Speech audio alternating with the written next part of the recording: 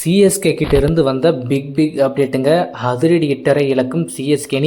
So தொடர்ந்து காயத்தில் CSK தவிச்சிட்டு வந்துட்டு இருக்காங்க அப்படின்னு கூட சொல்லலாம். ஏகப்பட்ட வீரர்களுக்கு இந்த தொடரில் ஏகப்பட்ட வீரர்கள் காயம் காரணமாக விலகியிருக்காங்க.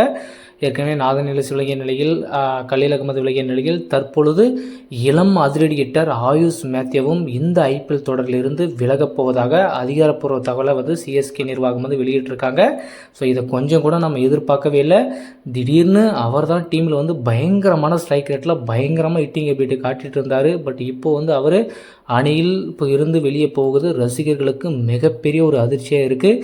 இதை நம்ம கொஞ்சம் கூட எதிர்பார்க்கவே இல்லை. ஆயுஷ் மத்தே சிஎஸ்கேனிக்காக எந்த எஞ்சிய போட்டிகளில் எந்த அளவுக்கு பர்ஃபார்மன்ஸை கொடுத்துருக்காரு அப்படின்றது நமக்கு எல்லாருக்கும் தெரியும். அவருடைய பர்ஃபார்மன்ஸ் மற்ற போட்டிகளுக்கு எந்த அளவுக்கு இம்பார்ட்டன்ட் இருக்கும் அப்படின்றது நமக்கு தெரியும். மேபி அந்த போட்டியில் காயம் ஏற்படாமல் இருந்திருந்தால் அவருடைய பர்ஃபார்மன்ஸே வேறு மாதிரி இருந்திருக்கும். இப்போ அவரை சிஎஸ்கே முற்றிலுமாக இலக்க நேரிட மாதிரி போயிடுச்சு. ஸோ இதை யாருமே எதிர்பார்க்கவே இல்லை. ஆயுஷ் மெத்த சிஎஸ்கே அணியிலிருந்து வெளியேறுவது ரொம்ப ரொம்ப ரொம்ப ரொம்ப ஒரு சோகமான விஷயமா இருக்குங்க. ஸோ அவர் எப்போ கம்ப்ளீட்லி ரெக்கவர் ஆவார் அப்படின்றது ஒன்றும் புரியாமல் இருக்குது. கிட்டத்தட்ட 3-4 வாரங்கள் ஆகிறதுக்கான வாய்ப்புகள் இருக்குது. ஸோ அதுக்கெல்லாம் ஐபிஎல் தொடரே முடிவுக்கு வந்துடும். ஸோ அதுதான் ரொம்ப வருத்தத்தை அளிக்கிறது.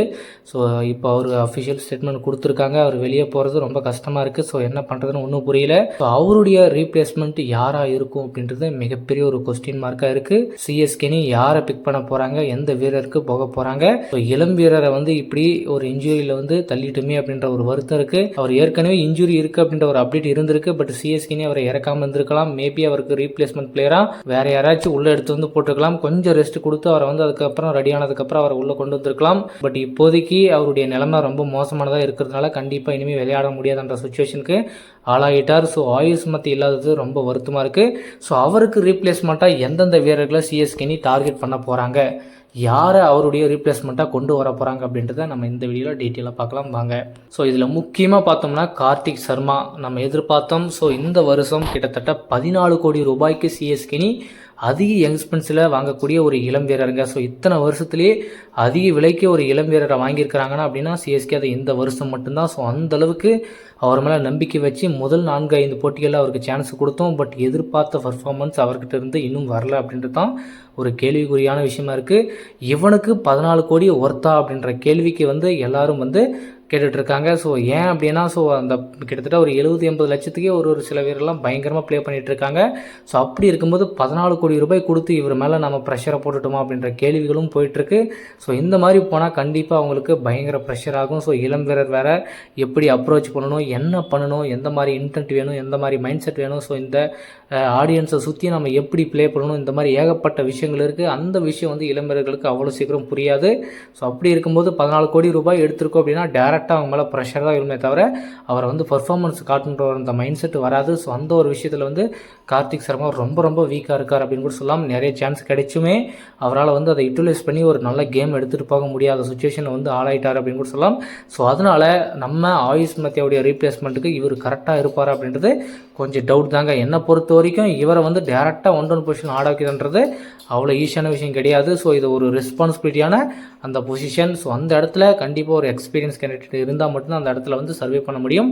ஸோ அதனால் என்னை பொறுத்த வரைக்கும் கார்த்திக் சர்மா ஒரு ஆப்ஷனாக இருப்பாரே தவிர அது கம்ப்ளீட்லி அவர் தான் ஒன்லி ஒன் ஆப்ஷனாக இருக்கிறதுக்கான சான்சஸ் ரொம்ப ரொம்ப குறைவு. கண்டிப்பாக பிளேயிங் லெவலில் இருக்கிறதுக்கான வாய்ப்புகள் ரொம்ப ரொம்ப குறைவு அப்படின்ற மாதிரி நான் சொல்லுவேன். என்னுடைய பொறுத்த வரைக்கும் அவர் அந்த இடத்துக்கு சரிப்பட்டு வரமாட்டார் அப்படின்றது தான் என்னுடைய கருத்தாக இருக்குது. ஸோ சிஎஸ்கே என்ன மைண்ட் செட்டில் வச்சுருக்காங்க அப்படின்றது தெரியல. ஸோ அடுத்து பார்த்தோம்னா நம்ம Urvil Patel. So Urvil Patel is very intelligent பிளேயருங்க. வேறு லெவல் குவாலிட்டி இருக்குது. டொமஸ்டிக்கில் சும்மா பிரித்து மேய்ஞ்சிருக்கார் அப்படின்போது இங்கெல்லாம் அவருக்கு சர்வசாதாரணம். கண்டிப்பாக எத்தனை ஆடியன்ஸ் எப்பேற்பட்ட பவுலராக இருக்கட்டும் கண்டிப்பாக ஏன் ஆட்டத்தை நான் இங்கே ருத்ர தாண்டவம் ஆட போகிறோம் அப்படின்ற மாதிரி தான் வெயிட் பண்ணிகிட்ருக்காரு.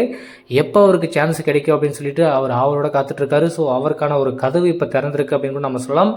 ஊர்வில் பட்டேலுடைய அந்த அக்ரெசிவ், அந்த இன்டென்ட், அந்த அவருடைய பர்ஃபார்மன்ஸ் குவாலிட்டி எல்லாமே பெஸ்ட்டாக இருக்கிறதுனால சிஎஸ்கே அவரை எங்கே ஆட வைக்கிறது, ஏன்னா பிளேயிங் லெவல் ஆல்மோஸ்ட் ஃபிட்டாக இருக்காங்க அப்படின்போது அவர் எந்த இடத்துல ஆட வைக்கிறது அப்படின்ற ஒரு கன்ஃபியூஷனில் தான் சிஎஸ்கே அவரை வெளியே உட்கார வச்சுருக்காங்களே தவிர மற்றபடி அவரை போடக்கூடாது அப்படின்ற ஒரு எண்ணம் அவங்களுக்கு இல்லை. ஸோ அதனால தான் சிஎஸ்கே இந்த அளவுக்கு ஸ்ட்ரகிள் பண்ணிகிட்டு இருக்காங்க. கண்டிப்பாக என்னை பொறுத்த வரைக்கும் என்ன தான் பிளேயர்ஸ் இருந்தாலுமே ஊர்வில் பட்டேல் ஆயுஷ் மத்தியாக்கு ஒரு பெஸ்ட்டான ரீப்ளேஸ்மெண்ட்டாக இருப்பார். ஸோ அவருடைய பிளேயிங் லெவன் கண்டிப்பாக நல்லாயிருக்கும். இதுக்கு முன்னாடி ஒன் டவுன் பொசிஷன்லாம் போன சீசன் ஆனார். நல்ல அப்ரோச், நல்ல ஸ்ட்ரைக் ரேட், நல்ல குவாலிட்டி, நல்ல குயிக் ரன்ஸ். ஸோ பவர் பிளேயில் நல்ல அக்ரெசிவான இன்டென்ட் வச்சிருக்காரு. ஆயுஷ் மத்தியோடைய அந்த இன்டென்ட் அவர்கிட்ட நிறையவே இருக்குங்க. அவரை விட அவருக்கு நிறைய இன்டென்ட் இருக்குது.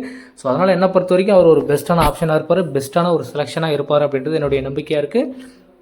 ஏன்னா இப்போ ரீசெண்டாக பார்த்தோம்னா நிறைய ப்ராக்டிஸ் மேட்ச்சில் வந்து நிறைய பர்ஃபார்மன்ஸ் கொடுத்துருக்காரு. கண்டினியூஸாக வந்து பயங்கரமாக சிக்ஸை வந்து பறக்க விட்டுருக்காரு. அப்படின்போது என்னை பொறுத்த வரைக்கும் ஒன்லி ஒன் ஆப்ஷனாக வந்து எந்த ஒரு அவனை செலக்ட் பண்ணுமா இவனை செலக்ட் பண்ணுமா அப்படின்ற எந்த ஒரு மைண்ட் செட் இல்லாமல் டேரெக்டாக வந்து இவனை செலக்ட் பண்ணிவிட்டு 11ஸில் போட்டு போயிட்டே இருக்கலாம். அதுதான் வந்து ஒரு பெஸ்ட்டான சாய்ஸாக இருக்கும்.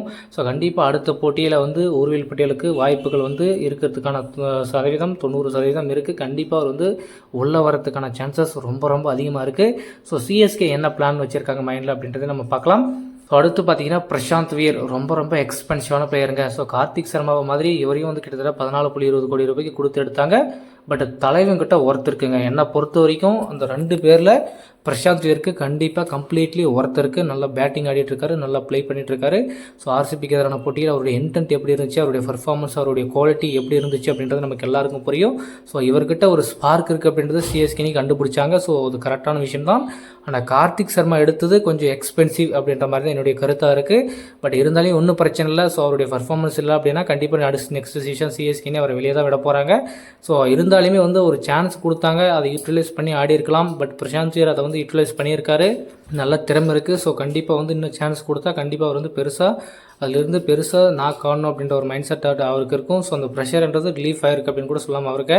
ஸோ பிரசாந்த் வீரும் ஒரு நல்ல ஆப்ஷனாக இருப்பார். பட் அவரை வந்து மிடில் ஆர்டரில் ஆட வைக்கலாம், ஒன் டவுனா, இந்த மாதிரி ஏகப்பட்ட கொஸ்டின் இருக்குது. ஒரு ஃபினிஷராக இருக்கக்கூடியவரை வந்து போய் அந்த ஒன் டவுன் பொசிஷன் ஆட வச்சா அவர் எந்த அளவுக்கு ப்ரெஷராக ஃபீல் பண்ணுவார் அப்படின்றதும் தெரியல.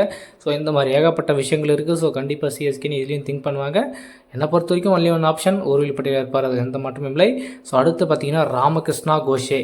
ஸோ ரொம்ப பயங்கரமான பிளேயருங்க. செம்ம ஹிட்டர், செம்ம ஆல்ரவுண்டர் கூட சொல்லலாம். மேபி அந்த சர்ப்ரைஸ்க்கான ஒன் டவுன் பொசிஷன் ஆட வச்சுட்டு ராமகிருஷ்ண கோஷே வந்து ஒரு ஒன்லி பவுலிங் ஆப்ஷன் இல்லாமல் ஒரு ஆல்ரவுண்ட் ஆப்ஷனாக வந்து உள்ளே எடுத்துகிட்டு வந்தாங்கன்னா ஒரு நல்ல சாய்ஸாக இருக்குமா அப்படின்ற கேள்விகளும் போயிட்டுருக்கு. ஏன் அப்படின்னா நல்ல ஹிட்டிங் எபிலிட்டி. ஸோ நம்ம அந்த கடைசியில் வந்து ஃபினிஷிங் பண்ணக்கூடிய அந்த ரோலில் வந்து யாருமே இல்லைங்க. சிவம் துபியா ரொம்ப ஸ்ட்ரகிள் பண்ணிகிட்ருக்காரு ஃபினிஷிங்கில். ஸோ நாம் இப்போ தேட வேண்டிய விஷயம் அந்த கடைசி 4 ஓவரில் ஹீட்டிங் ஆடக்கூடிய ஒரு தரமான பிளேயர் வேணும் நமக்கு. ஸோ அப்படி இருக்கும்போது அந்த பொசிஷனுக்கு வந்து ராமகிருஷ்ணா கோஷே கம்ப்ளீட்லி பர்ஃபெக்டாக இருப்பார் அப்படின்றது என்னுடைய கருத்தாக இருக்குது. ஸோ முடிஞ்ச அளவுக்கு சிஎஸ்கேன்னு இந்த மாதிரி இந்த ஆங்கிளை வச்சா நல்லாயிருக்கும். ஸோ சிவம் துபே வந்து ப்ரெஷர் போட்டு அவரை வந்து போய் ஏன் வந்து பின்னாடி தள்ளணும், அவரை முன்னாடி ஆட வச்சா பெஸ்ட்டாக இருக்கும். மேபி வந்து ஒரு செகண்ட் ரவுண்டில் ஆட வச்சுட்டு ஸோ அதுக்கப்புறம் வந்து ராமகிருஷ்ணா கோஷேவை ஒரு நல்ல ஃபினிஷர் ரோல் அவரை வந்து ப்ளே பண்ண வச்சிங்கன்னா கண்டிப்பாக ஒரு பெஸ்ட்டான சாய்ஸாக இருக்கும், ஒரு நல்ல ஆப்ஷனாக இருக்கும். இந்த மாதிரி இன்டென்ட்டில் போனால் கண்டிப்பாக சிஎஸ்கேனிக்கு ஒரு நல்ல மூவாக இருக்குங்க. ஸோ இது வந்து யூஸ் பண்ணலாம். இந்த மெத்தடில் போனாங்கன்னா சிஎஸ்கேனிக்கு கண்டிப்பாக அந்த பேட்டிங் லைனப்பில் ஒரு நல்ல ஸ்ட்ரென்த்து கிடைக்கும். கடைசி ஒரு 4 ஓவரில் ஒரு 50-60 அடிக்கக்கூடிய ஒரு குவாலிட்டியான பிளேயர் நம்மக்கிட்ட இல்லாததுனால தான் கடைசியில் வந்து நம்மளால் ஸ்கோர் பண்ண முடியல அப்படின்றத ஒரு விஷயம். அதனால் ராமகிருஷ்ணா கோஷே ஒரு நல்ல பிக்காக இருப்பார். சிஎஸ்கேன்னு என்ன பிளான் பண்ணியிருக்காங்கன்றது தெரியல. ஸோ இந்த வீரர்கள் தாங்க ஆயுஷ் மத்தியாவுக்கு ஒரு போட்டியாக பிளேயிங் லெவலில் நிரம்ப முடிக்கிறதுக்கான சான்சஸ் அதிகமாக இருக்குது. என்னை பொறுத்த வரைக்கும் இதில் வந்து ஒரு ஆப்ஷன் அப்படின்னா ஊர்வில் பட்டேல் கம்பல்சரி நம்பர் 3ல் வந்து ஒரு பெஸ்ட்டான சாய்ஸாக இருப்பார். ராமகிருஷ்ணா கோஷே எடுத்தால் கண்டிப்பாக அந்த மிடில் ஆர்டரில் ஒரு நல்ல பெஸ்ட்டான ஹிட்டராக இருப்பார். ஸோ இதுதான் வந்து சிஎஸ்கே வந்து எடுக்க போகிறாங்களா அப்படின்ற ஒரு கேள்வியில் இருக்கக்கூடிய முக்கியமான வீரர்கள். ஸோ இதில் யாரை பிளேயிங் லெவலில் கொண்டு வந்தால் ஒரு நல்ல ஆப்ஷனாக இருக்கும் அப்படின்றத பற்றி உங்களோட கருத்தை மறக்காமல் கமெண்ட் பண்ணுங்கள்.